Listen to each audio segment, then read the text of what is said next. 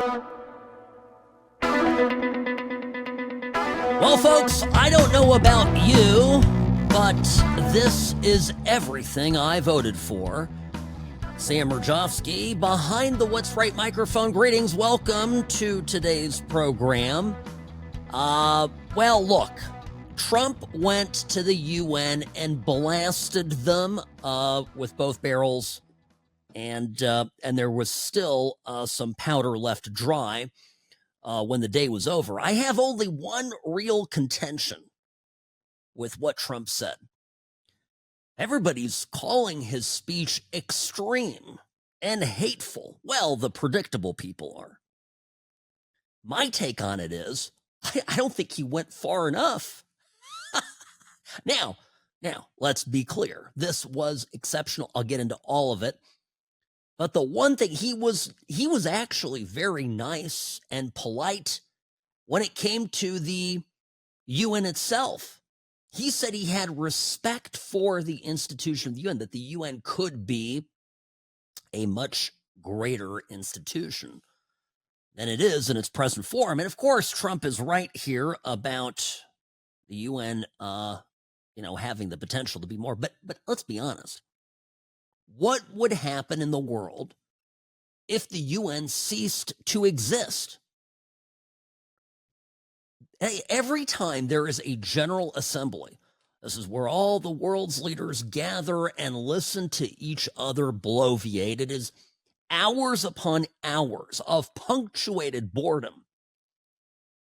And, you look at it, and I'm just counting up the millions of dollars that all of that pomp and circumstance costs.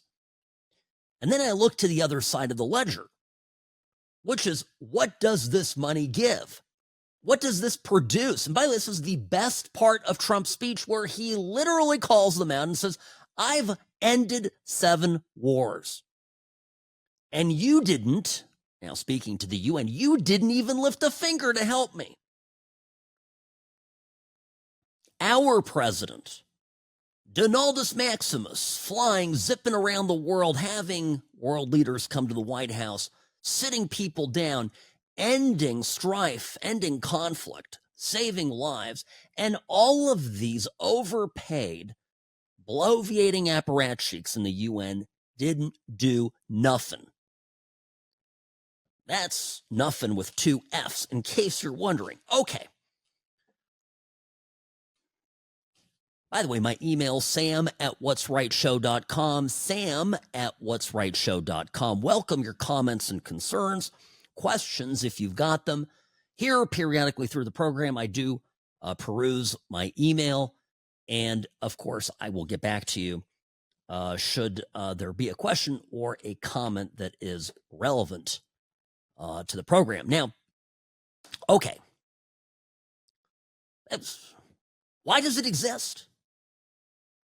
I'll tell you, let me answer my own question. I said, where would we be without the UN? Simply put, a whole lot of crackpot dictators and terror networks around the world would have some of their funding reduced.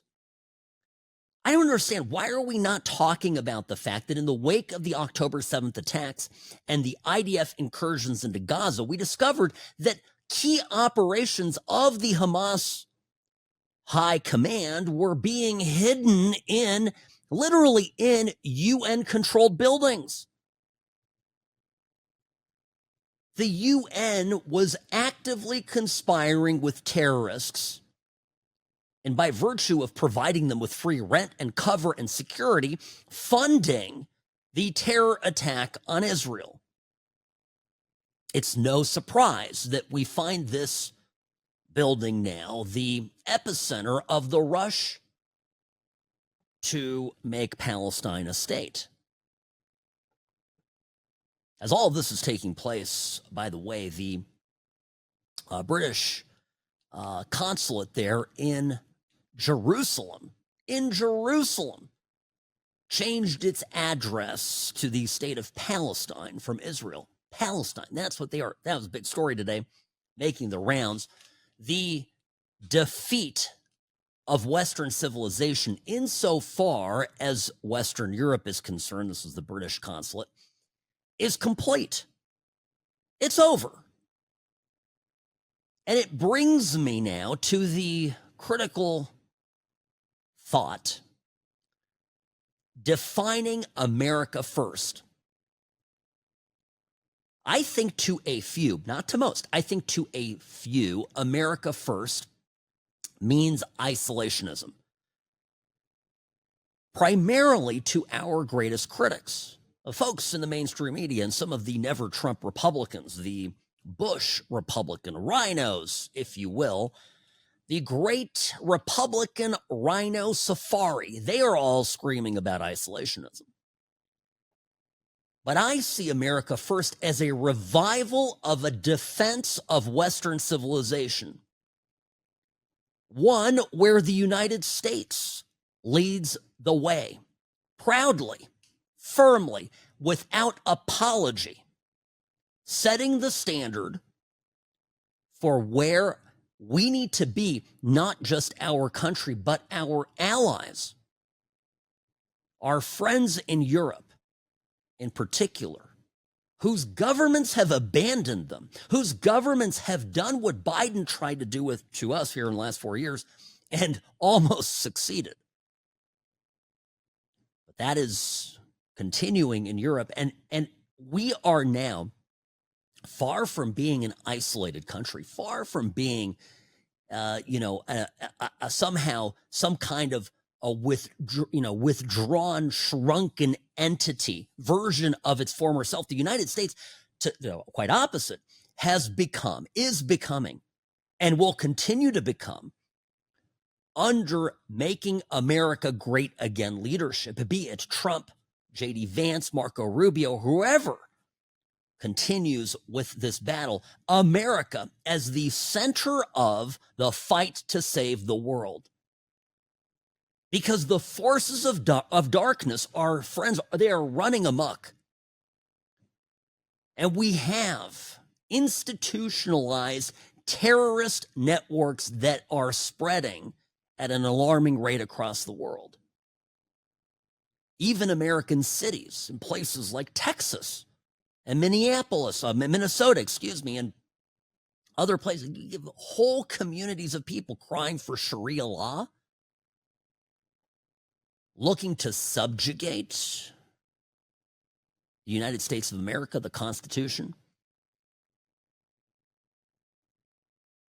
Western values, freedoms, things we believe as a part of natural law to be inherent to our human dignity, to our human birthright, transcending government, transcending statehood, thoughts and ideas, beliefs, core values that our founding fathers from the very beginning believed we were born with, rights that carried with us through the eternities. This is what is at stake. And Trump lays it out. Now, he does it in a way that is, takes a gradual nibbles at all of this step by step. I'm going to we'll take you through the speech here and really drive this point home. We got a lot to cover today, so I hope you've got a minute, because we will get to it. You'll feel like you were there, but beyond that, it's not just that he delivered a blistering speech. This is a redefinition, a recommitment to what America first means, and is not what Trump's critics for all these years, Republican, Democrat, and other, said. Trump's America is not an isolated America. Trump's America is one that is leading. And the reason that they hate him so much is because he is the greatest single existential threat for the globalist agenda. This is why they despise him. Sam Mirejovsky, News Talk 840 KXNT, sam@whatsrightshow.com. Email me, and of course, follow me on Twitter with updates, as per usual, @whatsrightsam, @whatsrightsam on X. Back in a moment. I'm the best. Personal injury law has been the same for a long time. The best. Big egos, greed, and sleazy schemes.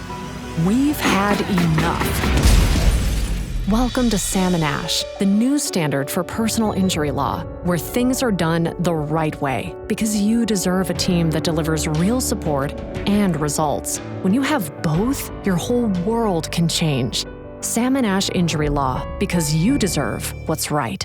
Okay, folks, Sam Mirejovsky here for Sam and Ash Injury Law. You've heard me say this before. If you've gotten into an accident, you've had an injury or loss, get legal advice today. Don't wait on this. I had somebody call me the other day, a loyal listener to the program, said, really, I'm not a person that talks to attorneys about this. I just want to do the right thing. I want everything to go smoothly, but I think I need to handle this on my own. And I get it. But hey, look, Trump in as many years, I'm going to say this, Trump in as many years as a real estate developer had insurance claims and problems with insurance companies. One big deal, there was a massive claim on a building that he was building in Soho in New York. Trust me, he hired lawyers, and Trump's a sophisticated guy.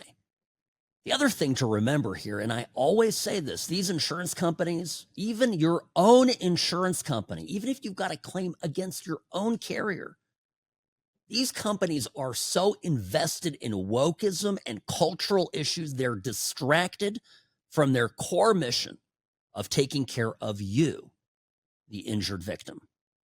Don't get caught up in it and don't delay. Something happened a week ago, a month ago, 2 months ago, whatever it is.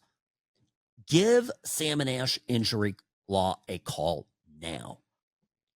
Accidents, injuries in Nevada and California, 702-820-1234.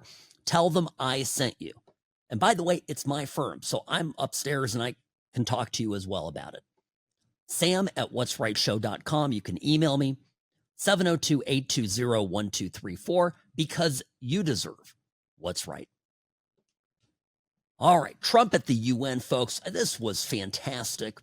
Probably my favorite line that was just one part truth bomb and another part pure comedy.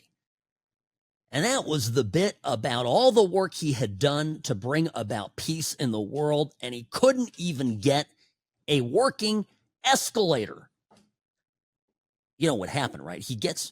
There were some funny moments. He got on the escalator, and he went up maybe 2 or 3 steps, him and the first lady. And it just stopped. It just stopped. Then Trump later gets up and delivers his much anticipated address, and immediately the teleprompter stops working.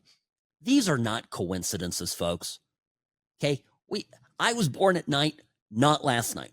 These are not coincidences. These are little screw yous by some low-level, low-life person working inside the UN. And guess what? It just became part of the show. Trump didn't really complain about it. He turned it into part of his shtick. And it made people laugh. Here you go. It's too bad that I had to do these things instead of the United Nations doing them. And sadly, in all cases, the United Nations did not even try to help in any of them.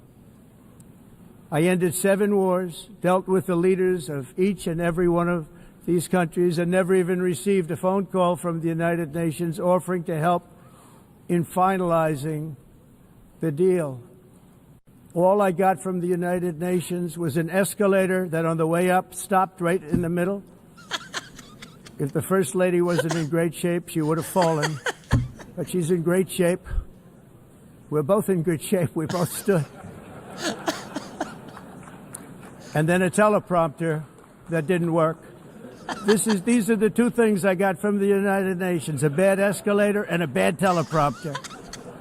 We don't deserve him. I mean, this guy, this is, I think, what is it? Mike Benz described today as it being the perfect combination of statesmanship and comedy.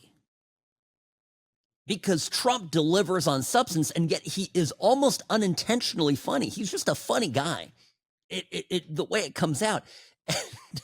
And what, again, so whoever was trying to sabotage him, the best story or part of this all is that, that person ended up just giving him material to come across more human and more entertaining, and a clip that has gone viral. But the substance of it does matter. The UN does nothing. And back to my original question I posed at the start of the hour, where would we be if the UN just disappeared? Now, I think we'd be just fine, perhaps better off. And, anyway, Trump kind of gets at a little bit of this, although he's overall complimentary. I didn't think of it at the time because I was too busy working to save millions of lives. That is the saving and stopping of these wars. But later I realized that the United Nations wasn't there for us. They weren't there. I thought of it really after the fact, not during these negotiations, which were not easy. That being the case, what is the purpose of the United Nations? The UN has such tremendous potential. I've always said it. It has such tremendous, tremendous potential, but it's not even coming close to living up to that potential. For the most part, at least for now, all they seem to do is write a really strongly worded letter and then never follow that letter up. It's empty words, and empty words don't solve war. They don't solve anything. Again, I'll just, a little brief professional aside. This is like lawyers that just write letters. Keyboard warriors, they write the letter, and then they don't follow it up with any action. There's no rubber that meets the road. And incidentally, just all you have to do is look at like most of the billboards in any town that you're in for lawyers, and you're like, yeah, those are a bunch of phone call letter writers, empty suits. And Trump called out the UN on this. I love this. Now, if it was President Sam, I wouldn't have said this lovely line that he put in there, that the UN has tremendous potential. I see in the United Nations, to be honest, friends, a fundamentally broken system. One that is, the way it was set up, the way it was established, allows for small, irrelevant, poorly run, and I'm being charitable, countries to take advantage of enormous funding being sent by the United States primarily and other wealthy member states. If you are a little African country, I don't want to pick on Africa, you're a little African country, you've a little tiny little GDP of 0, okay? And you're there. You know that being the ambassador, being appointed the ambassador to the United Nations is the best gig in the whole country. I'm not BSing you. This is a fact. You know why? I mean, it's considered actually to be as good as being president, because you're there at the UN, your everything is funded, your lavish dinners, you can double park and act like a king of diplomatic immunity in New York City, and you're living high on the hog off of UN money. You're getting funded basically by giant wealthy countries, and and that's what you do. And it would be, listen, I mean, if you came to me with the proposition and said, hey, Sam, we're going to have to fund this massive bloated organization, but the good news is it's going to help us get to peace. It'll help resolve conflicts. Lives will be saved. Well, you know what? I would actually listen. The best part about Trump's speech is he's actually being conciliatory toward the idea of the UN, but he's calling out the present stewards of this organization, the people that are currently running it, and saying it's not nearly what it could be. And frankly, it's not achieving anything. Me, myself, and I, Trump speaking for himself, me, myself, and I'm going around the world. I'm getting people to meet. I've ended 7 wars. What the hell have you done? you could hear a pin drop. Boy, those were some sour faces. Holy heck.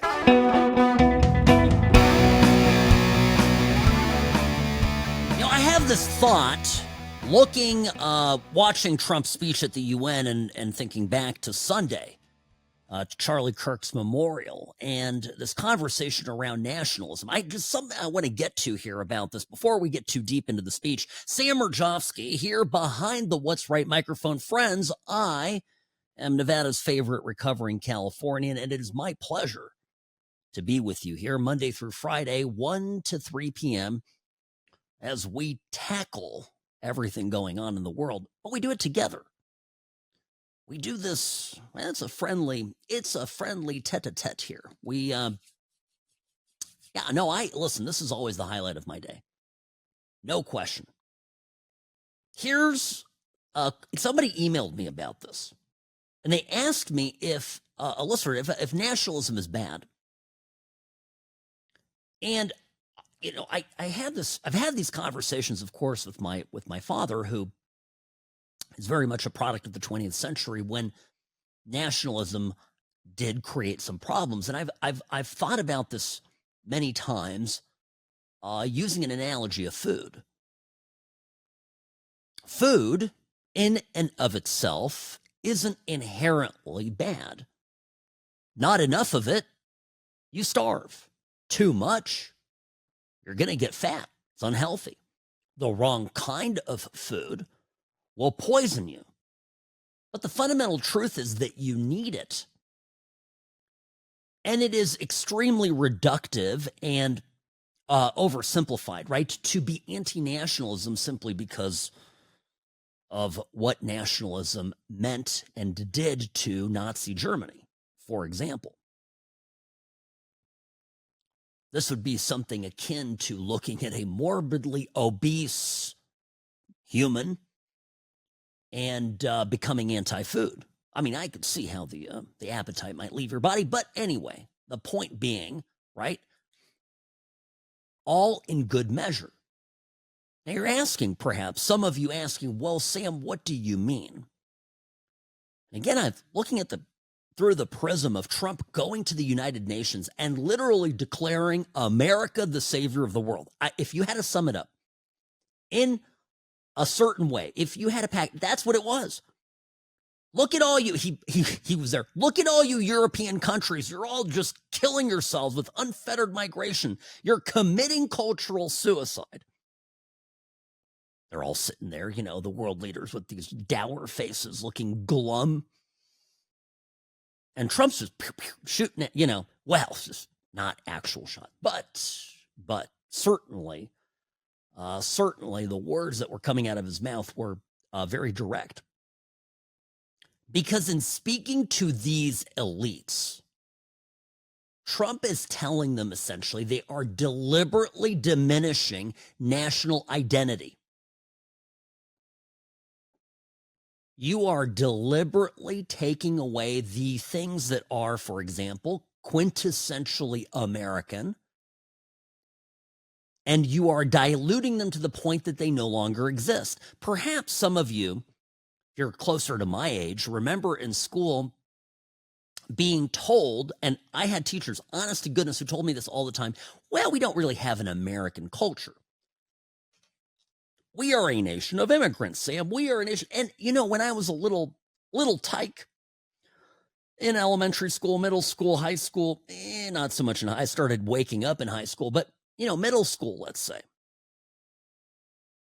Specifically had a teacher tell me this. I think it was in the 5th or 6th grade. So that was elementary school. Anyway, my reaction was, well, I get that kind of makes sense to me. My parents are immigrants, they weren't born here, they came here. I would hate to, to be a part of something that was un-American, because I feel very strongly that I'm American, right? So it was all these thoughts going through my young mind. And what I didn't realize at the time, but of course you see it all now, in particular after how the last 4 years have gone, where we flung the doors open, whatever, dropped all of our defenses and allowed a stampede, a herd of foreign invaders into our country. I realize now that what the left always intended to do was to denigrate our national identity, because they saw our national identity, American exceptionalism, patriotism, selflessness, industry, independence. They see all of that as a threat to their political worldview, and actually a threat to their ability to get and retain power. This is why the elites treat national identity as something that's irrelevant or a roadblock to progress. They don't really care about the harm that comes from taking it away, the loss of it. And Trump, the reason Trump got elected is he really did run as, in my lifetime, really, well, okay, Reagan, of course, but in the post-Reagan world, Trump is the first Republican to run as an unabashed American. And America First suddenly, became this bad word among the elites because it was synonymous with America retreating and shrinking and becoming less than itself. This is how they, by the way, this is how they criticize it publicly. But in fact, they were very much afraid that a resurgence of all things American would lead to a diminished interest in, attractiveness of the Democratic Party. You are seeing this happen in real time, my friends. It's happening. It's exactly what they intended to do. I've got the clip here. Tom Homan got asked recently about the reasons, right? Everybody asks me the same thing. The reasons, why did Biden open the border? Why did he do it? What was the purpose behind it? And yes, it has to do with getting the bodies for the census, to increase blue districts, increase proportional representation for Democrats in heavily Democratic areas. Yes, it has to do with, the kind of fundamentals of political power, numbers and bodies, etc. But it really essentially is a deliberate dilution of our American essence. And what are the essential elements? What are the necessary ingredients of the food required for the sustenance of a great nation state? We're going to talk about America. What are the American traditional values? There's a devotion to the founding ideals, no? Why do you think that the leftist teachers don't teach this? Why do you think that they never get into it? There's a reason for it. They don't want to talk about our founders. In fact, there has been a movement over time to denigrate our founding fathers. They're racist, they're slave owners, there's institutional racism, blah, blah, blah, blah, blah. Because they don't want you to be proud of and to be aware of just how exceptional our nation's founding was. Respect for individual rights, sovereignty, and self-determination. Reverence for our shared history, symbols, stories, heroes, holidays, rituals, and traditions. You hear it now, right? Oh, there's a flag. Somebody's flying a flag on my street. They must be Republicans. How sad is that? All Americans should fly American flags. We all ought to be proud of our country. I've always said this, and I've repeated it many times on the show. When Biden is president, or when Obama was president, or Clinton, I didn't hate my country. You didn't hate your country. In fact, we love our country so much, we want to get these terrible leaders out the door, but at no point during the last 4 years did you just hear, would you ever have heard the word, something similar, come out of my mouth saying, oh, America. Ugh. My heart bled for America, knowing what immense violation was done to her by the administration of Mr. and Dr. Otto Penn. So this is what it is. And we, by the way, we do have an openness to individuals that are of different backgrounds, different races, religions, ethnicities, but they have to assimilate. Language is important, right? They have to assimilate. They have to contribute. They can't come here and be moochers and takers. Look at Great Britain. Well, once Great Britain, these people are moving there from Pakistan, God knows where, and they are doing what? They immediately get on the dole. And they sit there, they're in neighborhoods where they do not speak English, a large number of them, and they get state support, and they're just sitting there leeching off the system. But they also, in so doing, never actually want to become British. Those immigrants are a thing of the past. We're not. Making America great again and America first is not anti-immigrant, far from it. But we do think it's abhorrent that people come to this country and don't assimilate and don't, strive to become proud Americans. If you don't want to be a proud American, what the hell are you doing here? That's not xenophobic. To me, that's common sense. National sovereignty should matter, and we ought to be skeptical of international bodies that do damage by their very definition to our national sovereignty. Trump went to the UN. He went there today, and he laid down the law on all of this.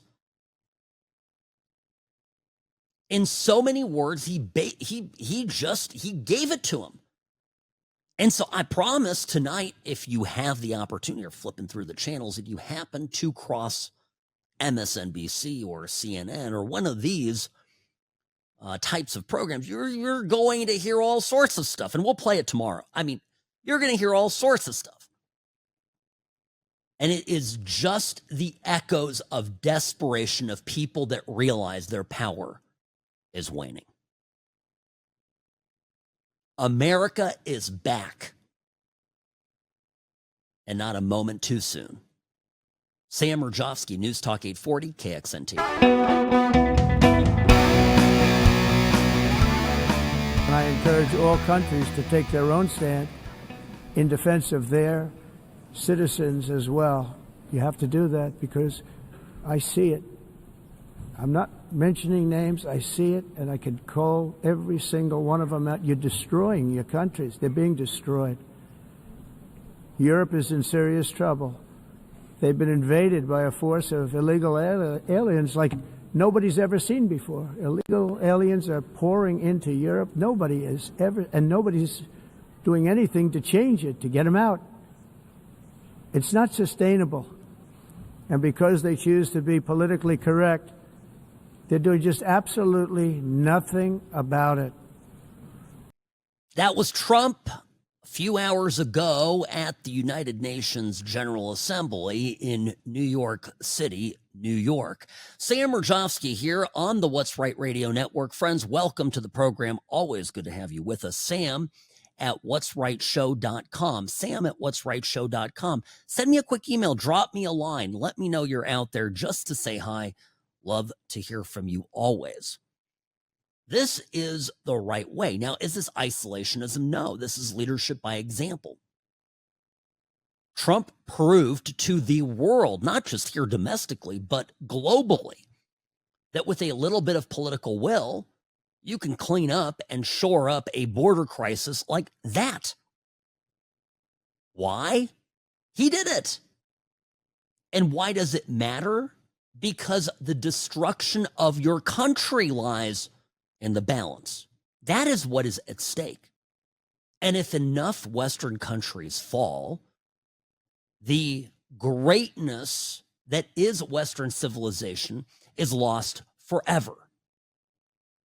Trump alludes to this just a few minutes later when he says this. I'm the president of the United States, but I worry about Europe. I love Europe. I love the people of Europe.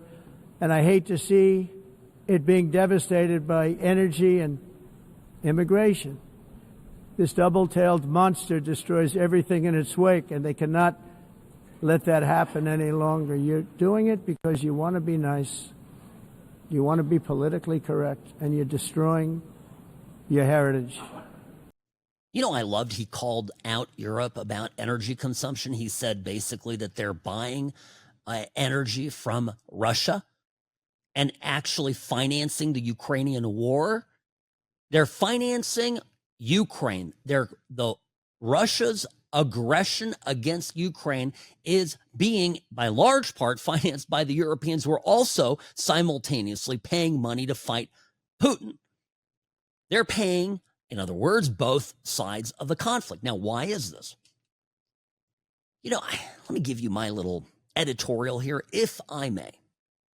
Occasionally, somebody well-intentioned comes up to me and says, Sam, we really shouldn't have just two parties in the U.S. We shouldn't have two parties.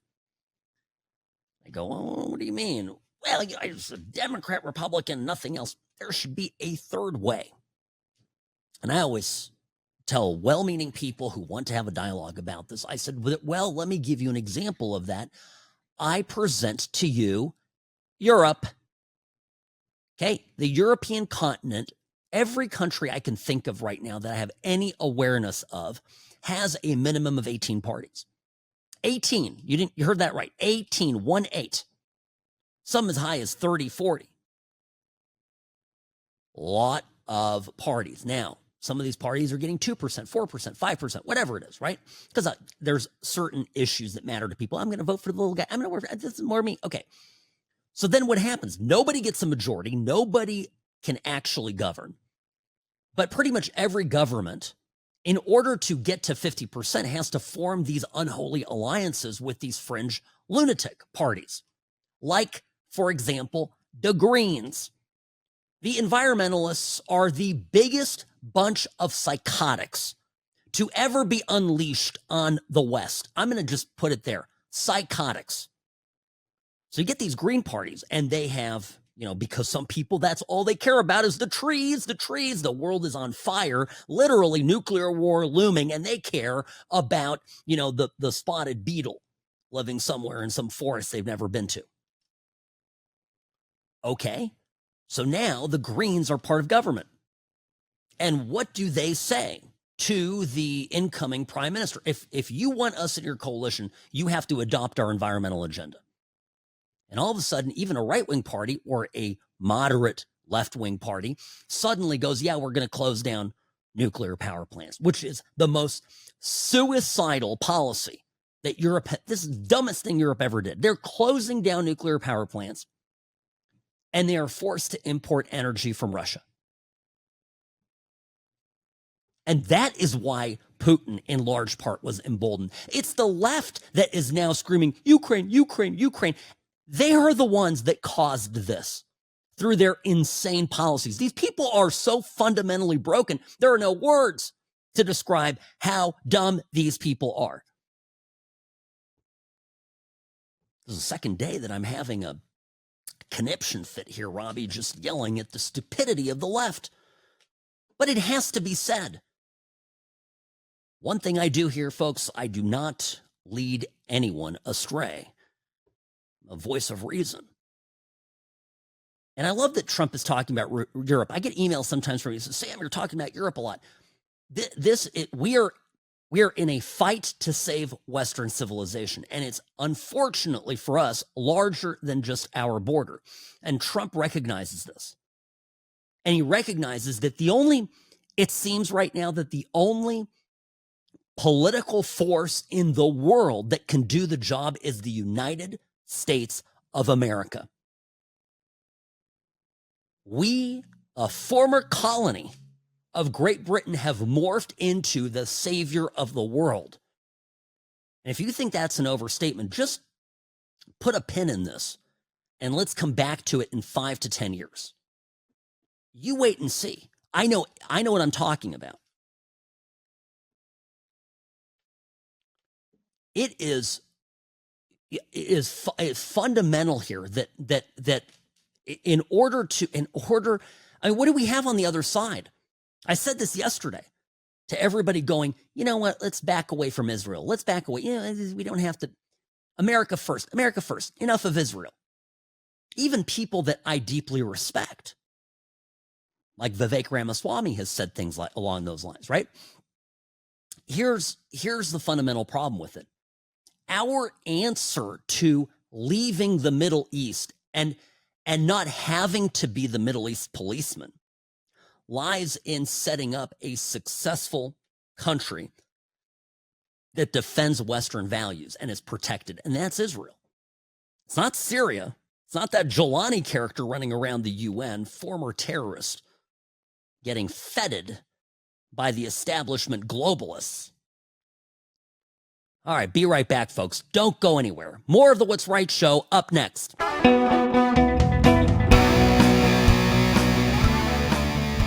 Ryan Ruth. Yeah, he got convicted. Folks, this is what happens when you represent yourself. Don't do it. Sam Mirejovsky, News Talk 840, KXNT, this hour of the What's Right show, brought to you by Sam and Ash Injury Law. No accident, large or small, should be handled by you yourself personally. Don't do it. Get legal advice. Do it today. Doesn't matter if it happened months ago. It's not too late to get some guidance. 702-820-1234, because you deserve what's right. Is anyone enjoying the contrast between Trump's powerful presence at the UN on the world stage, basically letting the world have it, and then Kamala Harris's media tour promoting her book that I'm not certain who actually is interested in reading, but could there not be a greater contrast? My gosh. And I'm not, I know of course, she stepped in it. One of the first interviews last night on MSNBC, Kamala Harris basically admitted to passing over Pete Buttigieg because he's gay and because, well, the country wouldn't quite be into that kind of a thing. It was such a preposterous argument. It ought to be the topic of every newscast, every program, every critic out there, particularly on the left, that purports to be a defender of and a standard bearer of anti-racism, anti-discrimination. This ought to be the leading story, but it's not. Everybody's just quietly glossing over it, which I take to mean that the Democrats still haven't learned their lesson. Was it Pod Save America, Robbie, that this morning they admitted essentially that it was the Democrats? This is a left-wing podcast. They admitted essentially that it was the Democrats putting in a half-dead, tepid candidate in 2020 and then doing nothing about it for 4 years, allowing him to run again to be the blame for any gripe that they now have about Trump and the state of the country. And yet the Dems continue to give airtime to Kamala Harris. Every time Kamala Harris opens her mouth, it's a godsend for Republicans. It is just so bad, but also so good.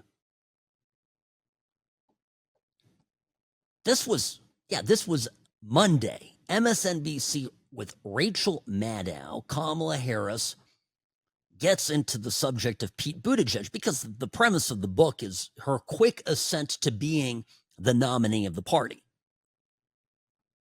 Kamala Harris gets anointed. There she is. She's in the party. She's doing it, and she is off to the races and has to, first big decision is to pick a running mate. And some of us, of course, were a little bit concerned that it would be Josh Shapiro, who is immensely popular in a purple state and is, of course, good on his feet, quick thinker.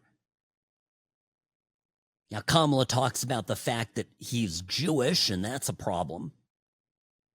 Literally, she says it. She talks about this. But anyway, here's what here's the conversation about Pete Buttigieg, because apparently he was on the short list as well.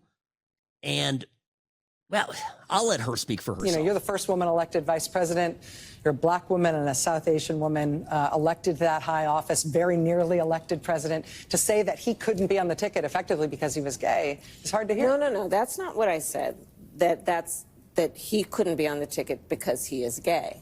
My point, as I write in the book, is that I was clear that in 107 days, in one of the most hotly contested elections for president of the United States, against someone like Donald Trump, who knows no floor, to be a black woman running for president of the United States and as a vice presidential running mate, a gay man, with the stakes being so high, it made me very sad, but I also realized it would be a real risk. What? Well, you know, people in America are so racist and bigoted. It was bad enough having a black woman on the ticket. Man, can you imagine if I'd been held down by the crippling effects of running with a gay man?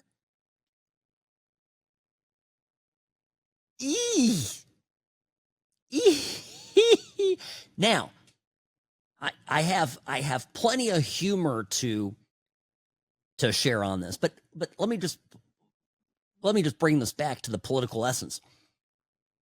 Everything the Democrats do is through identity politics. That is number one. She could have simply said, I felt Tim Walz would be a better fit, but no, she just goes right into this and makes this absurd point, which I haven't read the book yet, and I probably won't, but I'm curious, deathly curious now about this particular section, Robbie, to see how it's written versus how it's said, because the way it's said is much like hearing from a store manager, and this would be awful. Imagine a store manager, you come in, you're a person of color, okay, some kind of minority, you go and you interview for a position at a Gap. I'm just picking a name, doesn't matter, any store. And they say to you, boy, you know, we really are not racist here at all, but you know, the public, the people that shop here, they hate black people. So I'm sorry, we can't offer you a job. Can you imagine? Like, this is crazy. Like, legitimately crazy. Kamala Harris realizes, of course, that she has stepped in some doo-doo and tries to undo it, not particularly successfully, in my opinion. You know, I've been an advocate and an ally of the LGBT community my entire life. So it wasn't about any prejudice on my part, but that we had such a short period of time, and the stakes were so high. I think Pete is a phenomenal public servant. And I think America is and would be ready for that. But when I had to make that decision with 2 weeks to go, you know, and maybe I was being too cautious. You know, I'll let our friends, we should all talk about that. Maybe I was. But that's the decision I made. Okay. I'm not going to, Robbie, you think that Rachel Maddow was doing this on purpose? That she was deliberately kneecapping this witch so she would never run again, or her political career is destroyed, so Rachel Maddow personally would not have to suffer the indignity of carrying water for somebody like Kamala Harris again. Okay. All right, I got you. You could very well be. Producer Robbie is known from time to time to be right. Now, let me tell you something else. What I hear in this. Okay, it doesn't go to motive. I actually think this is where Rachel Maddow and Kamala Harris absolutely are one and the same. Rachel Maddow, though, being a little bit smarter. You know, the problem with leftism today is that leftists believe that their goodness is intrinsic. Everything that they do is good because they're Democrats, because they're leftists. This is really dangerous. Hear what she said. You know, she says, you know me, you know my bona fides, you know I stand up for LGBTQI. So basically, you know, by virtue of me being able to recite Democratic liturgies, I am above reproach for being a bigoted racist. I think this is basically more dangerous than insanity. There is no, and I got into this yesterday, taken in, of course, by the memorial service for Charlie Kirk. The left has a problem with right and wrong, with truth and lies, right? And it's this nihilism where there is no meaning, where there are no traditional values, they're all pointless, where there is no truth, okay? And all that matters is that you recite the catechisms of the Democratic Party, you declare yourself allegiant to the party, to the ideology, and then you can do no wrong. You can shoot someone in broad daylight, and you're a hero. If you don't think this is dangerous, if you don't recognize just how messed up this is, then I would recommend you pay attention a little bit more. And trust me, I'm a positive person. I want to believe in the goodness of human nature, but there are people out there fundamentally broken. And this is my take on this Kamala Harris nonsense about Pete Buttigieg and Josh Shapiro. There's other people that are racist. I just, you know me, I'm the best. No, she fundamentally unprincipled. Pick the best person for the job. Not what she did. Sam Mirejovsky, News Talk 840, KXNT. The Salmon Ash team, they wanted me to have the best care. They had my interests at heart. I have an enormous amount of gratitude. I cannot say enough thank you.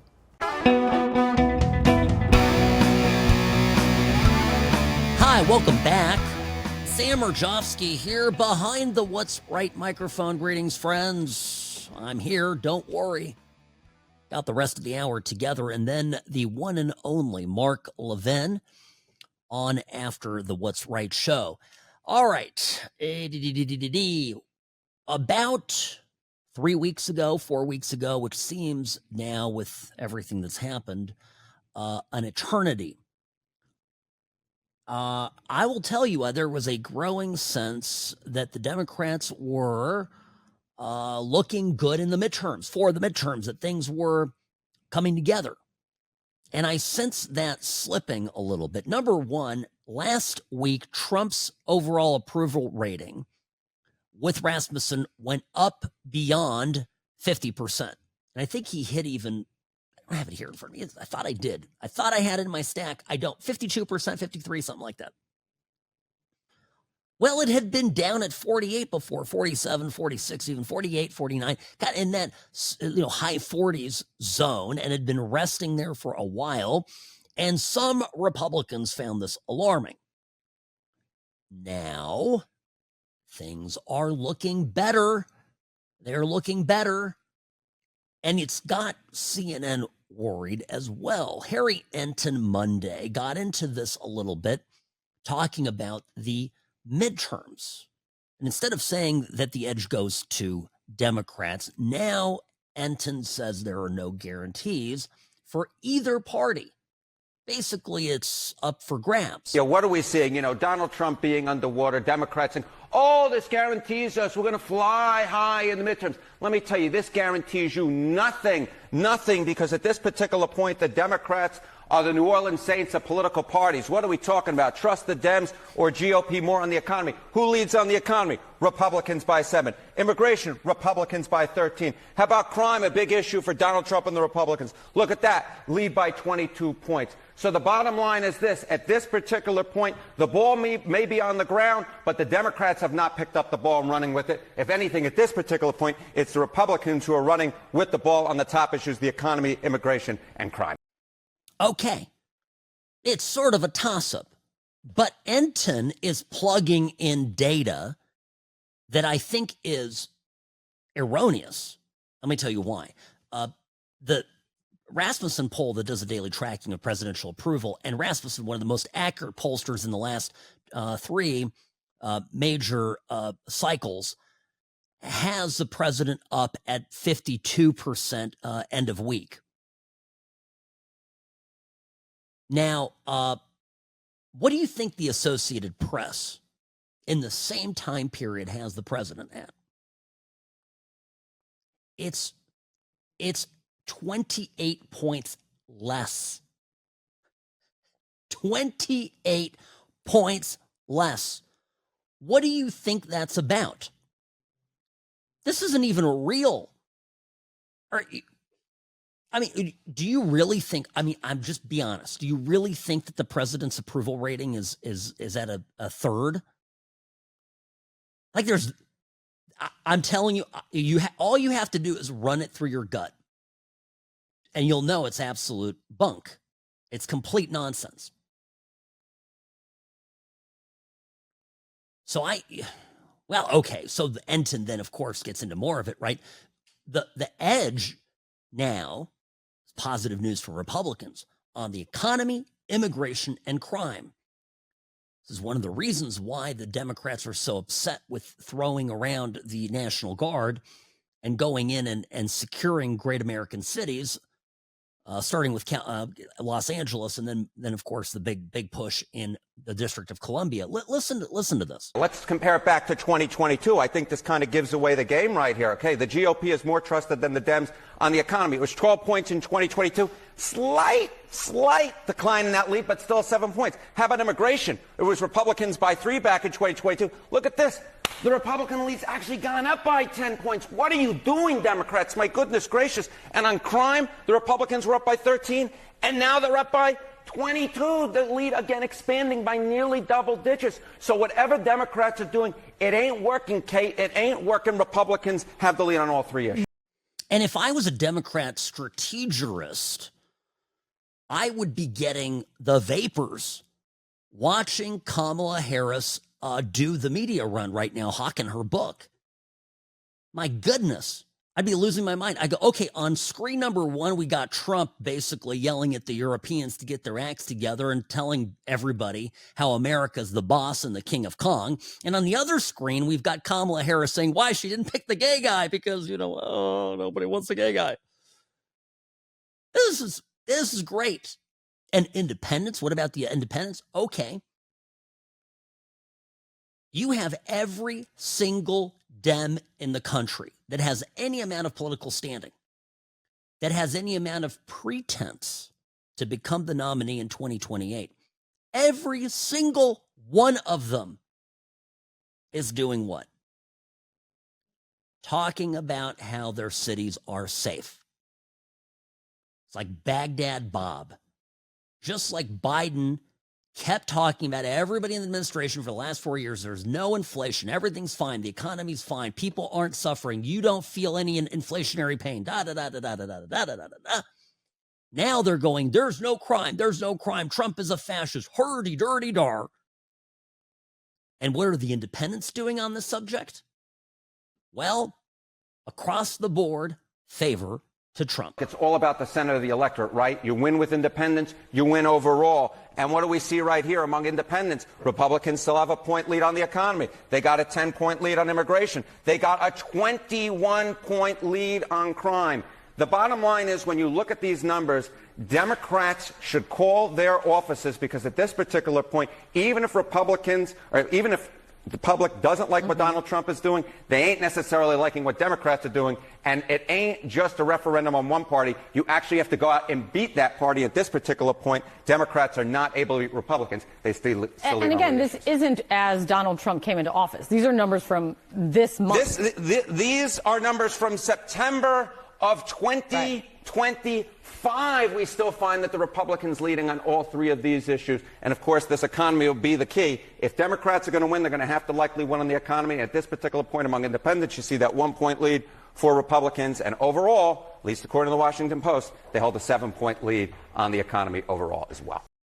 There it is. All right. So, obviously, Trump is not doing as poorly as people would have you believe. Quite the opposite. By the way, I have a point on this when we come back. Don't go anywhere. The What's Right show will continue after this.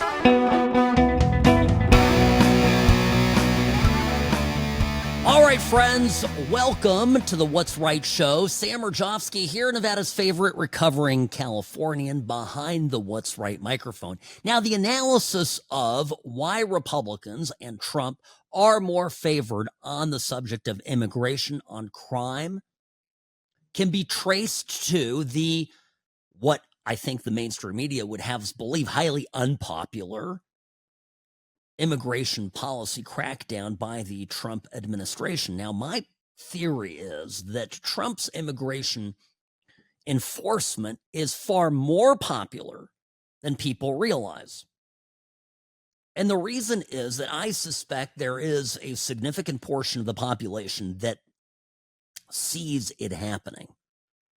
Sees the guys, the ICE team pulling into the car wash somewhere in California or wherever, rounding up people go running. And they'll never say it publicly. They leave that to me. But they're thinking, yeah, you go get them. There's a lot of people like that. And if they don't think that, then they go, oh, that's tough, but it's necessary. The most important ingredient to the success of the Trump administration politically, for its political viability as a movement, but also in the midterms here, which will be Trump's last election in a manner of speaking, right? The most important ingredient here is to be unapologetic. And when you have the face of Trump's immigration policy, Tom Homan, willing to go on Bill Maher's show, for example, and be unapologetic about immigration enforcement in a hostile environment, right? I mean, these are all leftists. I know a lot of conservatives. I play Bill Maher clips occasionally, but, think he's had some sort of awakening. Still a leftist. His audience are leftists. They go there, they watch him, they clap like trained seals. So for Homan to do what he did, and here, by the way, here was the exchange. They sat down a few days ago, and Maher, I don't know if he really is asking the question just as an interview, or if he's genuinely interested, why Biden flung the border wide open. I worked for 6 presidents, starting with Ronald Reagan. Every president I worked for, even Clinton, Obama, took some steps to secure the border because they understood you can't have strong national security if you don't have border security. No one did it better than President Trump. Like him or love him, most successful when it comes to border security and the safety of this nation, no one's done it better. Joe Biden's the first president in the history of this nation that came into office and unsecured the border on purpose. There wasn't an accident. It wasn't. Why? I don't really know. The only thing I can guess is they saw a future political benefit from letting millions of people in the United States, whether they thought they were future Democratic voters. But remember, when he signed 90 executive orders destroying everything we did, he also overturned the Trump census rule, which means millions of people released in sanctuary cities will be counted in the next census. What's that mean? More seats in the House of the Dems. There's no other reason. Because I asked every Democrat I ever talked to, what's the downside in a secure border? What's the downside in less illegal drugs killing Americans? What's the downside in less sex trafficking of women and children? What's the downside in less terrorists coming across the country? What's the downside?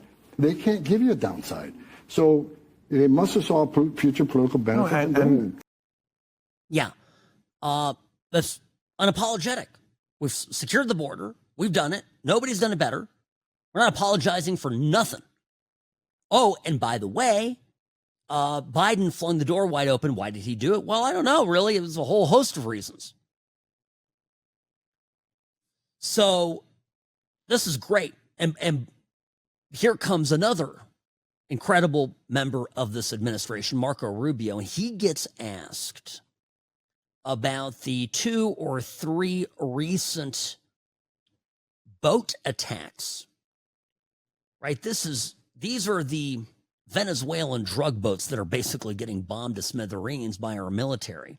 And Tony DeCopel on CBS News basically goes, you guys have exploded these boats in international water. Why don't you just pull them over? Initiate a traffic stop.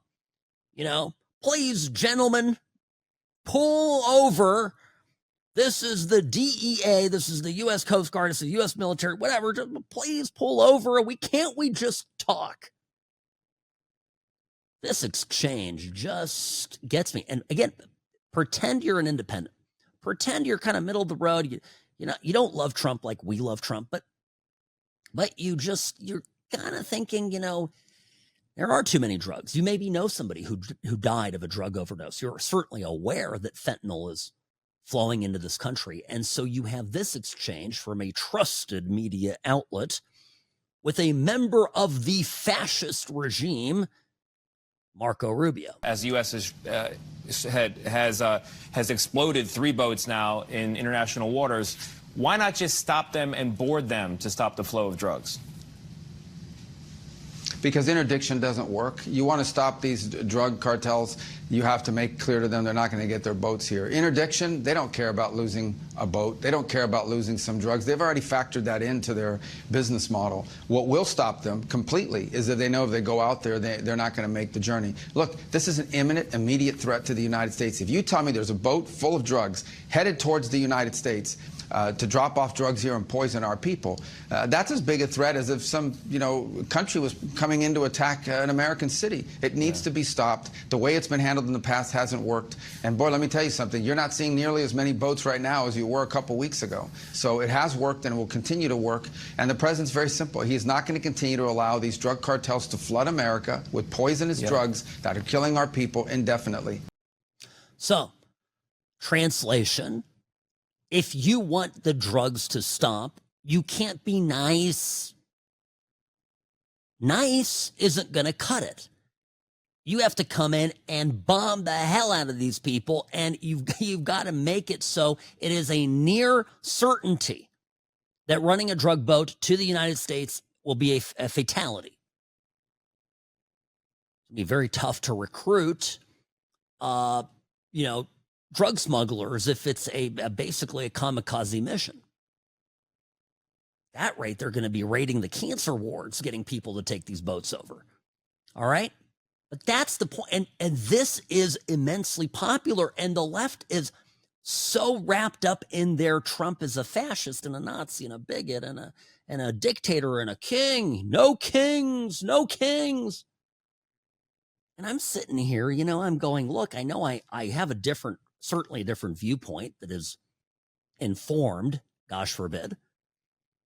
But then I try to look at it through the lenses of the people that aren't out there protesting, that aren't out there screaming, that aren't out there in, performative histrionics, who are just kind of quietly sitting back. And I think, I think we let it get too far. Every city where you're stepping over somebody who's passed out, and then just one of these drug-addled, homeless people that are passed out, and you go, this isn't a way to live.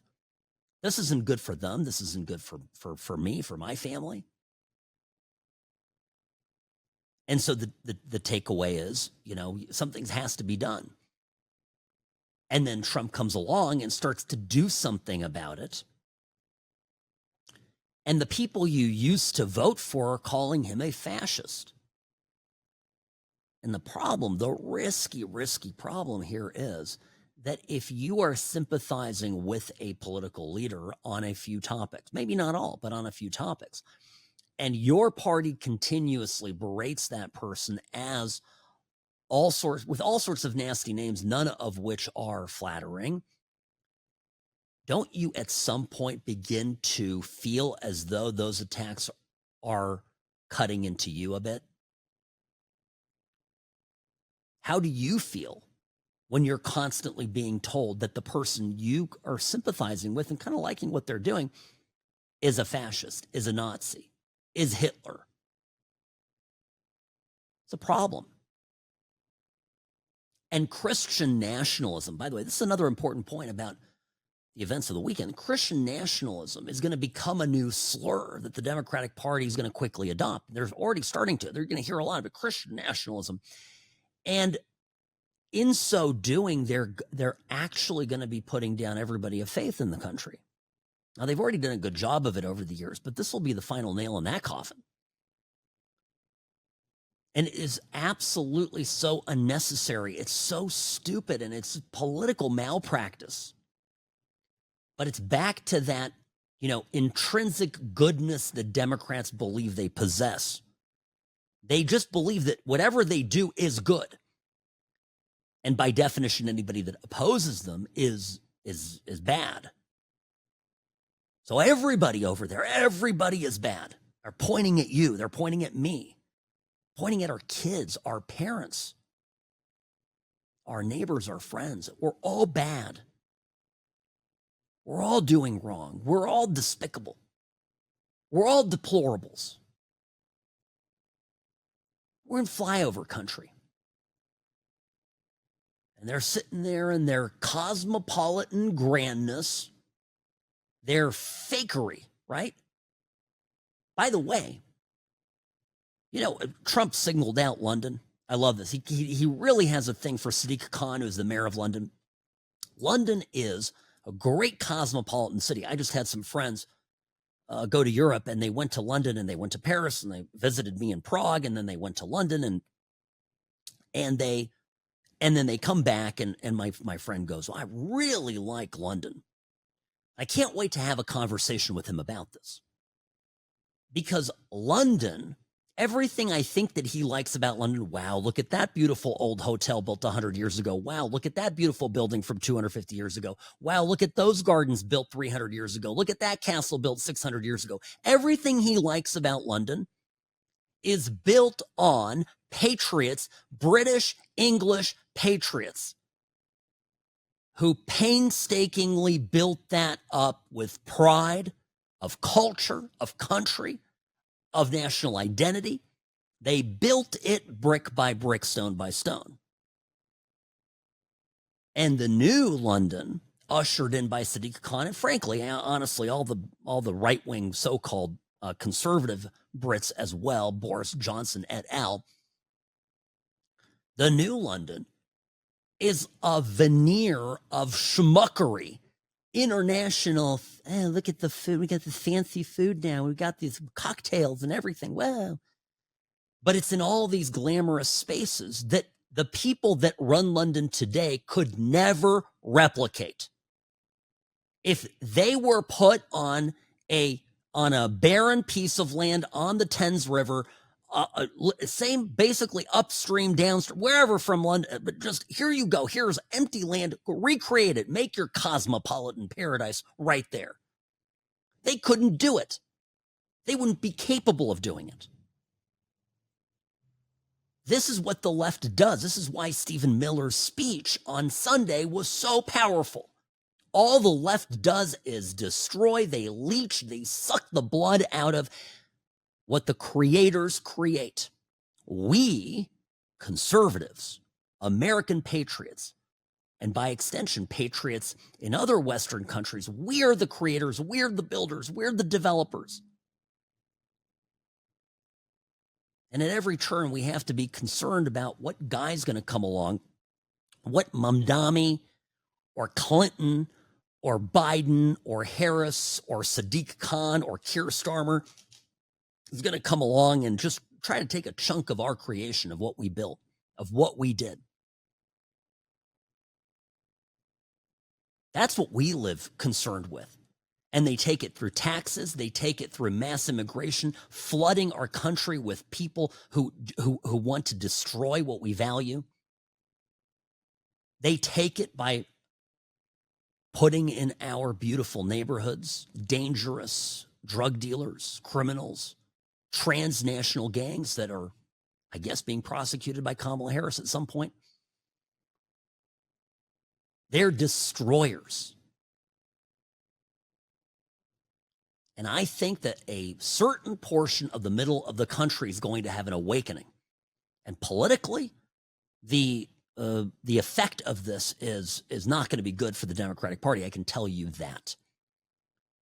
All right, quick break. Sam Mirejovsky here, News Talk 840 KXNT. The What's Right show is brought to you by Sam and Ash Injury Law.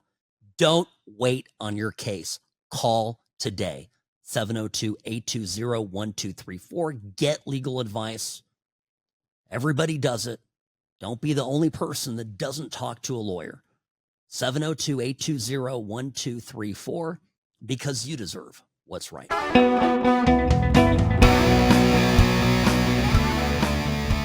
A lot of prominent people calling the UN escalator stunt a massive security breach, and critical of the Secret Service just sort of standing there, not doing anything. And I actually, it's a great point.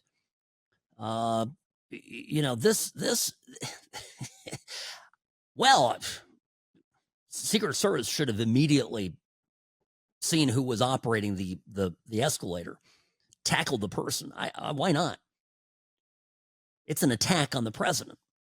Sam Mirejovsky here, News Talk 840 KXNT, Sam and Ash Injury Law, the only law firm to trust for your injury case. By the way, I said something just before the break that isn't true. Over 70% of people don't hire a lawyer.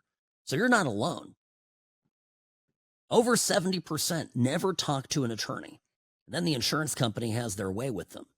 The same insurance companies that invest billions in DEI, into wokeism, into social justice causes, funding BLM, and other worthless endeavors, then they can't be bothered to take care of your case for what's right and what's fair. Get legal advice and don't go to some equally left-wing law firm. Go to Sam and Ash Injury Law, because I am the Sam from Sam and Ash Injury Law. I will make sure that doesn't happen. 702-820-1234, because you deserve what's right. Now, all right. By the way, the $2.2 billion